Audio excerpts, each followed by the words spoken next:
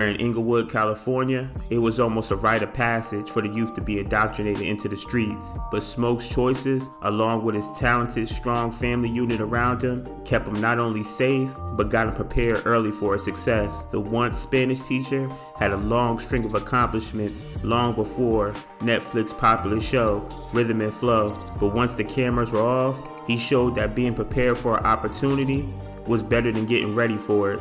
So what happened to D Smoke, and where is he now after winning the $250,000 and the Rhythm and Flow crown? Well, we'll deep dive into it, but like always, we're going to have to take a look back to see the path that D Smoke walked to get to where he is today.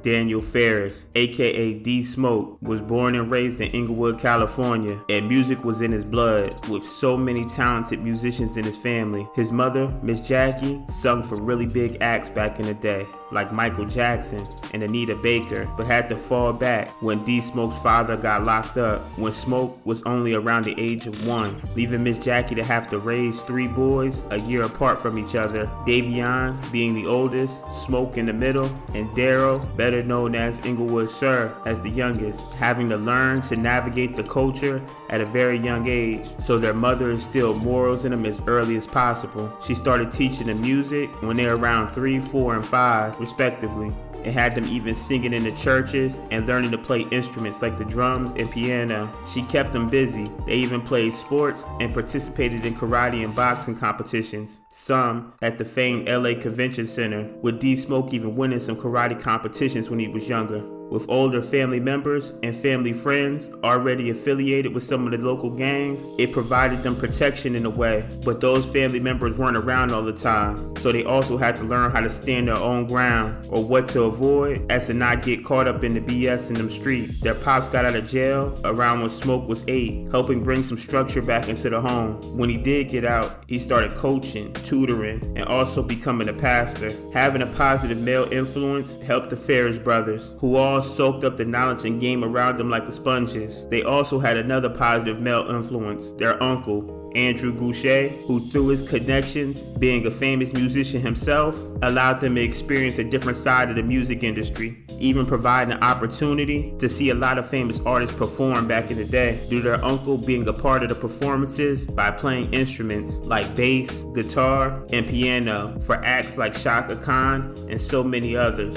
Eventually, the 3 Ferris brothers would get really good at singing, good enough that they got signed to DreamWorks as a group. They went by the name of N3D to play off the boys' names all starting with the letter D. At that time, they were only around the age of 8, 9, and 10. But unfortunately for them, the man that signed them, Gerald Busby, passed away after giving them a deal, causing them to get lost in the shuffle of the label and eventually out of the deal. Their uncle Andrew would see the boys had potential, so after getting himself a new studio set up, he would gift his old one to the Ferris brothers, allowing them to get practice with a room full of studio equipment that they could set up at their own home. And that's exactly what they did. They would practice making music, producing, engineering, and even making beats. Their uncle would check them out from time to time, listening to their music, but he was surprised to have to let them know that their music sounded horrible. But instead of giving up, the boys continued honing their craft, eventually making their own independent collective called Woodworks Records. Music wasn't Smoke's only endeavors though, with him also landing a few big roles acting in shows like Judging Amy, CSI The District, and even filmed a Canadian movie. At one point, he considered going a Disney route after booking 8 acting roles in 2 years, but instead, he chose to continue focusing on school where he was thriving. Smoke had all A's throughout school, only receiving 1 B in high school, and he even contested that 1 B. The academic work that he was putting in inside of the schools allowed for him to get a full academic scholarship to UCLA, which opened up the door for 2 really big opportunities while he was at UCLA. One, with his time working as a Spanish tutor, allowing him to use the skill of being bilingual that he picked up, eventually becoming him overseeing other tutors with over 30 students under him. And 2, him and his brother will be a part of a writing collective that eventually turned into D Smoke writing for some of the biggest acts at the time, like the Pussycat Dolls, or R&B singers like Joe, even receiving an ASCAP award for writing Never for R&B singer Jaheim. Unfortunately for him, it wouldn't all be good though. With so many people writing, he started running into issues when it came to getting credit or getting paid due to it being so many writers in his writing group, which complicated the percentages. But after writing some of the artist's biggest hits but not getting a call back, or even writing for bigger artists like Mary J. Blige, but the songs not being released, he decided to focus on building himself. Him and his brother Davion would go to work, transforming their garage at home into a studio that, according to their accounts, was top-notch and extremely professional, and it took Davion over 5 months to get it right. After they got the studio up and running, they gained a reputation for the work that they were putting in, and eventually they got signed to Warner Chappell for writing music. But because their team was so big, it created issues on the back end when it was time to get paid. All of these lessons just made D Smoke go harder and develop his skills. He dropped his first project, Producer of the Year, while experimenting with his sound and even honing his bilingual flow that he became known for. While D Smoke and his older brother was building, his younger brother was doing things his own way. First hooping in school instead of making music, Sir eventually signed with well-known label TDE, or Top Dog Entertainment, which had some of the most known acts on the West, and period really. TDE was credited for having names under them like Kendrick Lamar, J-Rock, Schoolboy Q, and of course a special shout out to one of my favorite artists, Isaiah Rashad, who was also under TDE. But anyway, I mentioned all those names to say that Sir wasn't TDE's priority when he first signed to their roster, which caused them to have to learn to stay patient for his moment. All of this gave D Smoke more of an outlook on the industry, because around that same time, they were roommates, both hustling to make their dreams come true.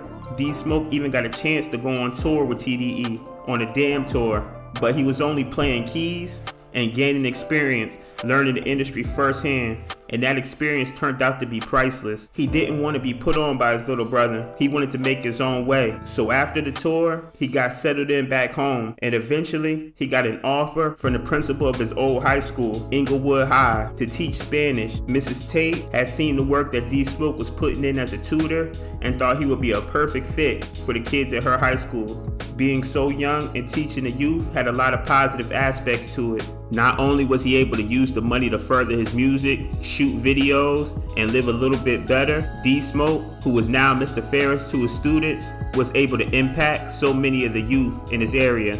The power of a young teacher that looks just like you, in the hood, who was well-spoken and came from similar circumstances, allowed Smoke to build respect and connect with those in his classes. Inglewood High School had birth stars before, like NBA Hall of Famer Paul Pierce, but Smoke even helped teach some stars himself, like the famous rapper Casey Veggies, who was one of his students in his Spanish class. He was known by his students for never being scared, and even boxing some of them after class. He always had the gloves in his trunk, earning more respect, even if he had to beat it out of them. Psych nah.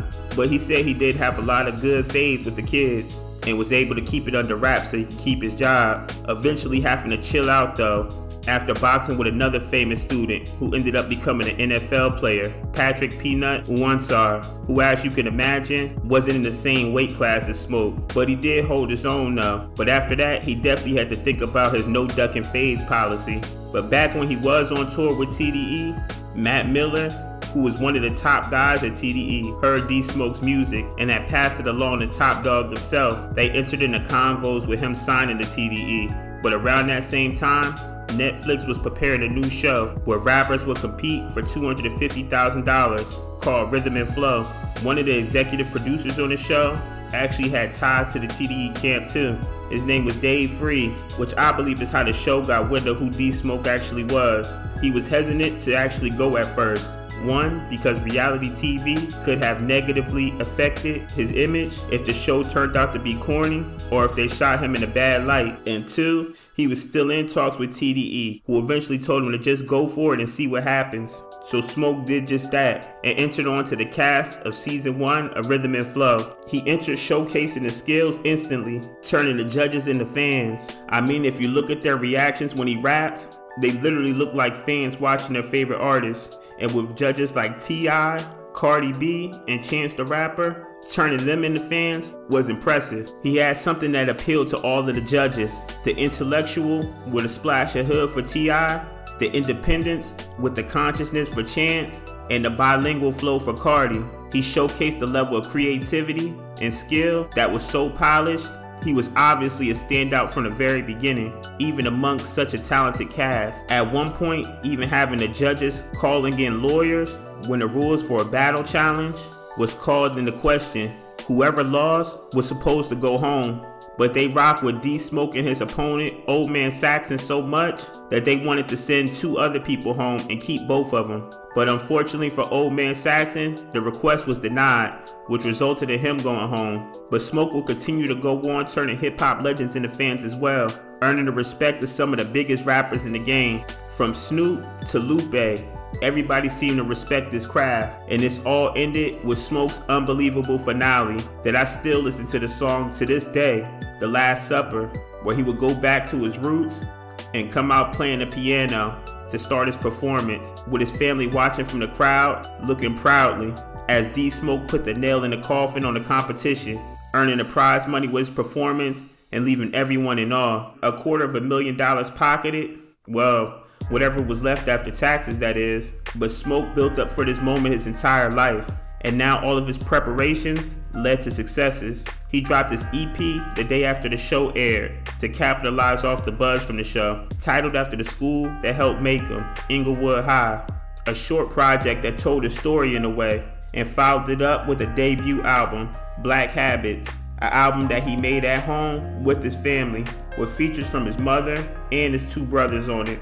Being nominated for Grammys. He didn't win, but it's still amazing to be nominated for a new artist. TDE eventually spun the block, but by that point, the train had already taken off, and Smoke, who already had knowledge and was familiar with the industry and already had built his own fan base, decided to just stick with his plan and keep investing in himself. He would drop another project, War and Wonders, which had a ton of features from the industry on it. Even another one of my favorite rappers, Westside Boogie, was on the album. He actually went on to do a solo tour after this, with also having a full circle moment by having T.I.'s son, Damani, on the tour with them. Life would continue looking up for Smoke, who would eventually get married as well. Stepping outside of the box, he would also write his own book called Vivid Isaiah, a book I'm really interested in reading one day after hearing the summary of it. But building those long-time connections and investing in himself eventually allowed D Smoke to take some of those connections and build more business opportunities off of it.